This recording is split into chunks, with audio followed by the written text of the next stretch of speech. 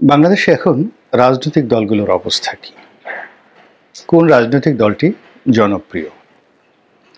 কিংবা আগামীতে যে নির্বাচন হবে, সেই নির্বাচনে কোন দল জনপ্রিয়তার ভিত্তিতে যদি সত্যিকার ভোট হয়, সেই ভোটে তারা বিজয়ী হবে? অথবা আগামীতে যে নির্বাচন হচ্ছে, সেই নির্বাচনে কি যারা ফ্যাসিস্ট হিসেবে ইতিমধ্যে আখ্যায়িত হয়েছে, আওয়ামী লীগ এবং তাদের দোসর জাতীয় পার্টি, তারা কি নির্বাচনে অংশগ্রহণ করতে পারবে? এসব নিয়ে আলোচনা হচ্ছে যে বিএনপি যেভাবে ইলেকশন চাচ্ছে, অর্থাৎ তারা এখন একেবারে সুনির্দিষ্ট তারিখ দিয়ে আগস্ট মাসের 2025 সনের আগস্ট মাসের 5 তারিখে তারা নির্বাচন চাচ্ছে। প্রথমে মির্জা ফখরুল সাহেব বলেছিলেন যে আগস্ট মাসের মধ্যে, জুলাই আগস্টের মধ্যে নির্বাচন সম্ভব। আর সালাউদ্দিন সাহেব তিনি একেবারে স্পষ্ট করে বলেছেন যে তারা আগস্ট মাসের 5 তারিখে নির্বাচন চান। এবং বিএনপির অভ্যন্তরে যে সকল কথাবার্তা হচ্ছে নিজেদের মধ্যে, একদম যাকে বলা শীর্ষ পর্যায়ে, সেখানে তারা দুটো বিষয় একেবারে জিদের মধ্যে নিয়েছেন। নিজেদের অস্তিত্বের জন্য যেটিকে তারা খুব গুরুত্বপূর্ণ মনে করছেন, এবং তারা মনে করছেন যে এটি যদি তারা ব্যর্থ হয় করতে, তাহলে রাজনৈতিক দল হিসেবে তাদের অস্তিত্ব থাকবে না। বিএনপি সেটি কি? সেটির প্রথমটা হলো যে জাতীয় নির্বাচনের আগে কোনো অবস্থাতেই স্থানীয় সরকারের নির্বাচন করতে দেয়া হবে না, যাবে না। এর জন্য দরকার হলে হরতাল হবে, অবরোধ হবে, আন্দোলন হবে, লড়াই হবে, সংগ্রাম হবে। এর কারণ হলো, যদি ইউনিয়ন পরিষদ নির্বাচন হয়ে যায়, উপজেলা হয়ে যায়, পৌরসভা হয়ে যায়, সিটি কর্পোরেশন নির্বাচনগুলো হয়ে যায়, সেক্ষেত্রে জনপ্রতিনিধি হিসেবে যাদেরকে পাওয়া যাবে, তারা এই সরকারের ক্ষমতার কে ফ্যাক্টর হিসেবে কাজ করবে।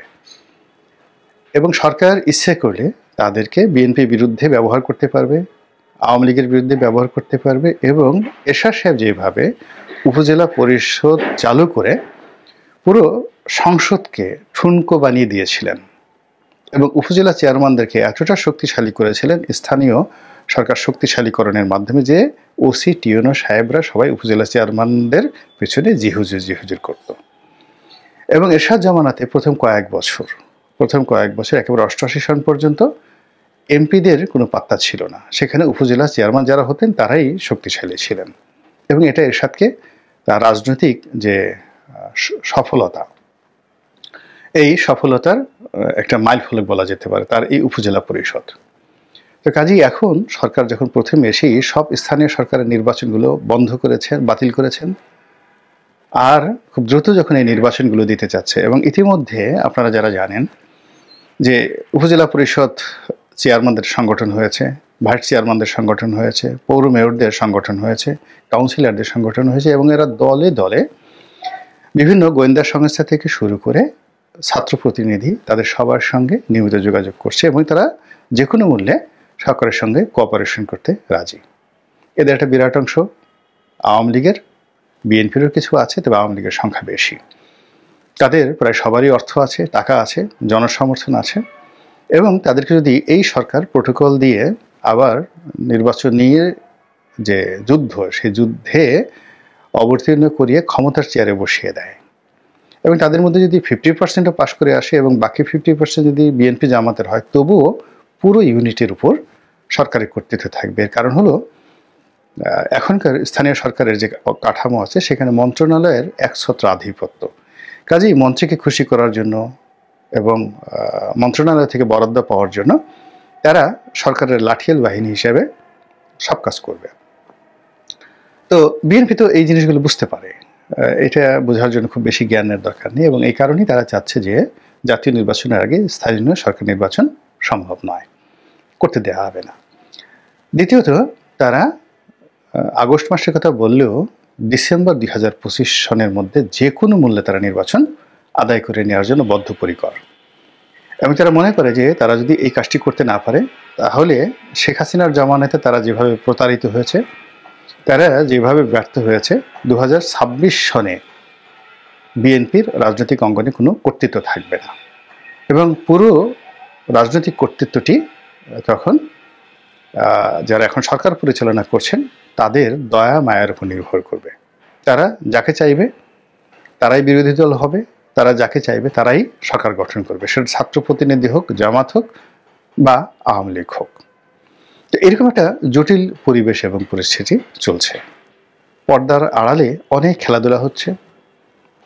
আওয়ামী লীগের দেশি বিদেশি যারা নেতা রয়েছেন তাদের সঙ্গে অনেকের যোগাযোগ হচ্ছে, আবার রাজনৈতিক দলগুলো নিজেরা যোগাযোগ করছে, সরকারের বিভিন্ন এজেন্সির সঙ্গেও কিন্তু বিভিন্ন যোগাযোগ হচ্ছে।